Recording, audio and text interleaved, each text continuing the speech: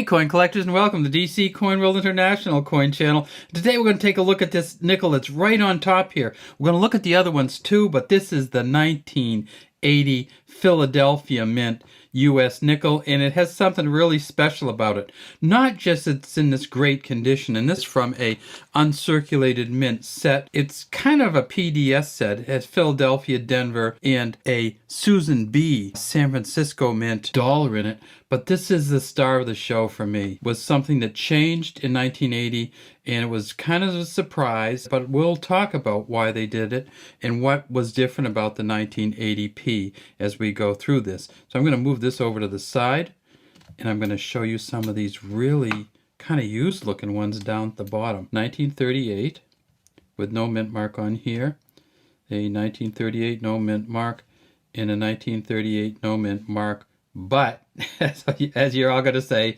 but turn the darn thing over. Oh, the mint mark in 1938 was on the back. So this is the first year that they made Jefferson nickel. It says, "In God we trust" in front of Jefferson, Liberty behind him, a 1938 here, and there's a star between the 1938 and the Liberty. And then if we look way down here at the bottom, we see, you guessed it, nothing. No mint mark on the front, no initials on the front.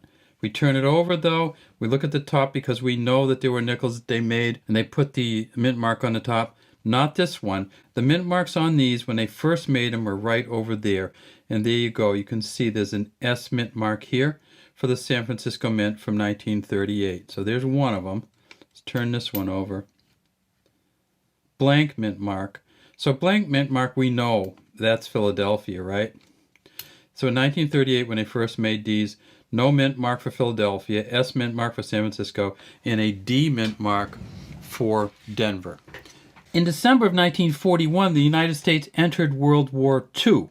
And in 1942, a couple months later, they decided to change the composition of the nickels so that they could use the nickel and the copper in these, and they came out with a silver nickel. And you can tell the difference between these whenever you see them. And people don't polish or shine these up. You're going, why is it so dirty and dark?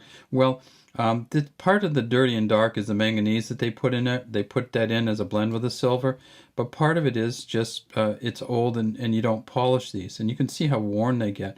So this one is about 40% silver. They brought it out in 1942, and they put a P on the top. They moved the mint mark from here to up there for the silver nickels just to show that they were different.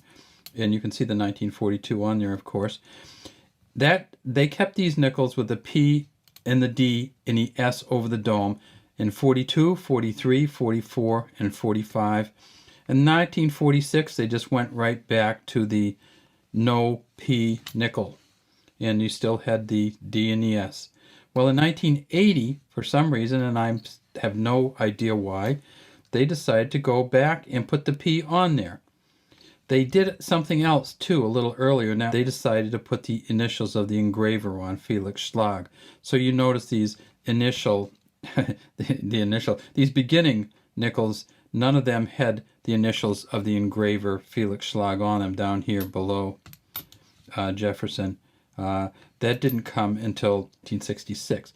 So the 1980 nickels, they brought the P back. So now it's got the initials and it's got the P. And this is just a fantastic looking nickel. This again is from a uncirculated mint set. It says, "In God we trust" in front of Jefferson.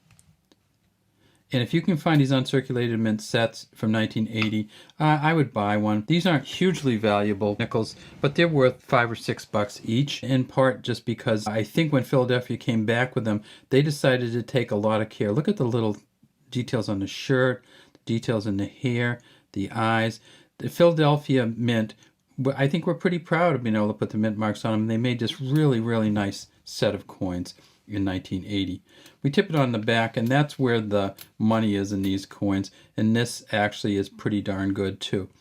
We have almost 5 full steps on here, pretty darn close. We see all the stuff around the top. On the sides we're not seeing much for the steps, but that came a little bit later. The modern nickels have some good steps on here. These 1980 nickels are not going to have them, but this is a pretty nice coin. It says United States of America at the bottom. 5 cents above it, Monticello, and then here's the building Monticello, Thomas Jefferson's home. And then up at the top it says E Pluribus Unum. These nickels worth $5 or $6. The same can be said for the Denver nickel. Now notice the difference in color on these, and that sometimes these nickels start to get this patina or coloring, and a lot of collectors like them. So this one doesn't have much of it on it. It's much really kind of the nickel. And of course, when we talk about nickel, it's not fully nickel, it's a copper nickel blend. This is a Denver Mint one. At Philly in 1980, they made 593 million. At Denver, they made 502. So they made a little over $1 billion of these. And then at the San Francisco Mint, right here, they only made the proof coins, and you can tell just by the difference in this and the shine.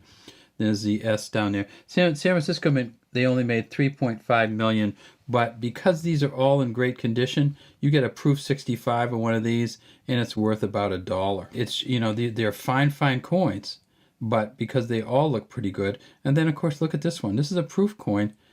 Steps are so hard to do on these nickels. There's a 1980S, there's a 1980D, and here is the winner for today, the 1980P. Philadelphia finally gets its due and gets to put the P mint mark back on the nickel.